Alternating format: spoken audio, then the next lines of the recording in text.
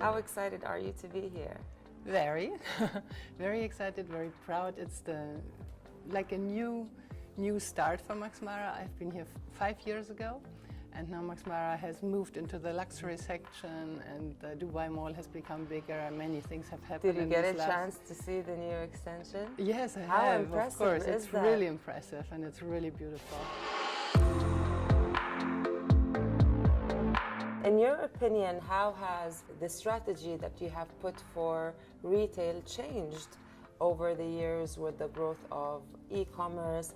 And what sort of experience do you cater for your clientele today that maybe you didn't in the past? Well, I think our clients are still women, and our clients are still women with sentiments, and they still want to feel and touch and live the experience of being in the store and doing shopping and try on very spontaneously. On the other side, of course, you have a very broad experience before you walk into the store. You have at least 5 touch points before you walk in. There's a broad communication today that is so quick and so fast that of course we have to stay behind this path, because it's a path that also is demanding a lot of energy from our sides, because we have to be ready with new ideas all the time, new ideas about contents that we have to give to our communication. I've read so many interviews for you where you say retail managers almost have a degree in psychology, where they are educated in the needs of consumers, how consumership has changed, how to treat a client that walks into the store. How important is still and relevant the fact that you have an academy that teaches the rules of retail? What we need to do is we have to give self-confidence to a woman, and not every woman is so sure about her choices, so we need to teach them how to dress. Not everyone is so much into fashion as you are. Yes, definitely. And so the ones who need more help have to be assisted very well. So the Retail Academy is going in that direction, because we want perfect service. We want the information for the client today has to be even better than it has been in the past, because the client knows a lot. When you were in the process of creating a capsule for the Middle East, what were the key elements that you had in mind for this?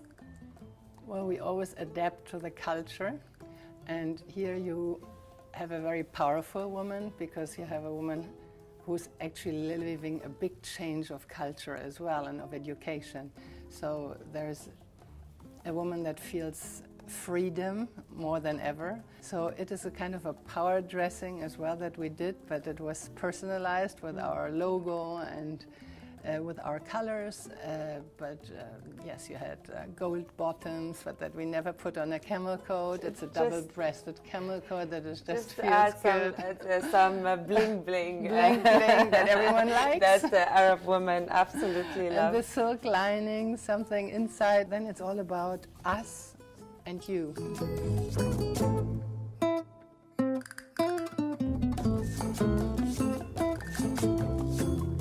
How do you feel being back at this time with MaxMara to celebrate a very, very special capsule designed for women in the region? Wow, I'm like so honored and so excited to be here.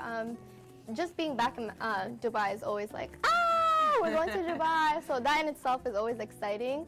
But to be back here with MaxMara, it's my first time with them in the region. So it's like, it feels even more special, because MaxMara has always treated me like family, and to celebrate the capsule collection is like...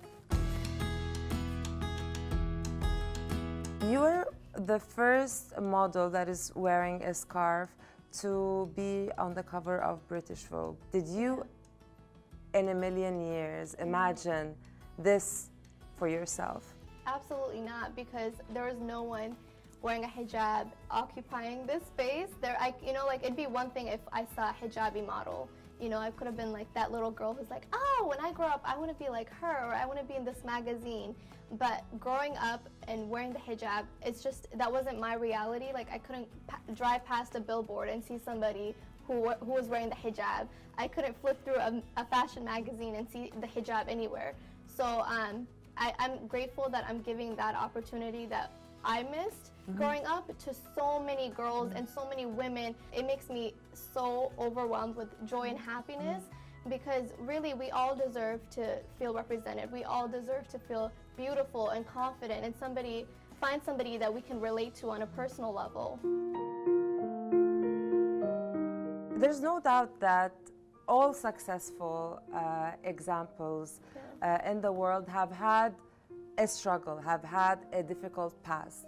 Do you think your background made you the perfect example today with your humanitarian work, with your work with the United Nations? Did you think if you had an easier life, you would not be such a role model that you are today? Well, I mean, I think like anybody could be a good role model. Even if you were born in a very privileged, wealthy parents, that was their lifestyle, like you could still grow up and be a really good person, a role model, like you could still change the world no matter what your background is. And same thing, like if your background is the complete opposite and you were, let's say like myself, born in a refugee camp, like why shouldn't you be able to dream and hope and want to be a good role model? Like that opportunity should also be handed to you, you know? But not even handed to you, you should go and get it yourself.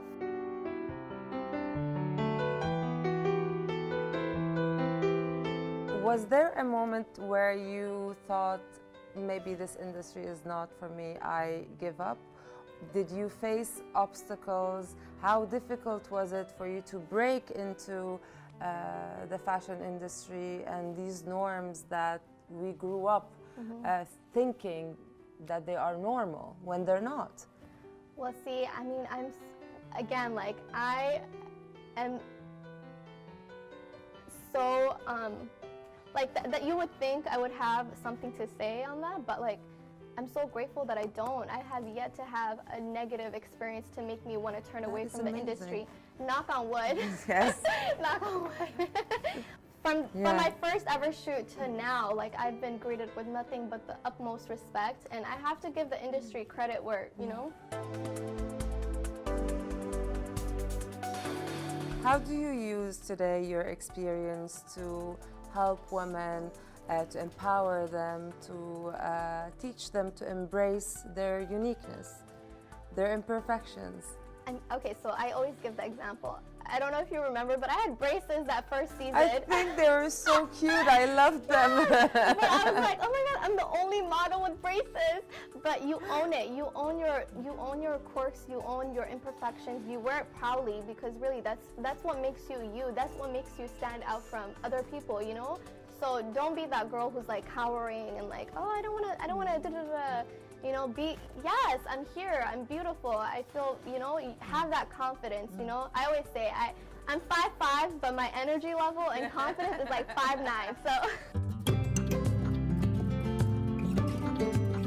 Today we're celebrating you, the women in Dubai. Today we celebrate you.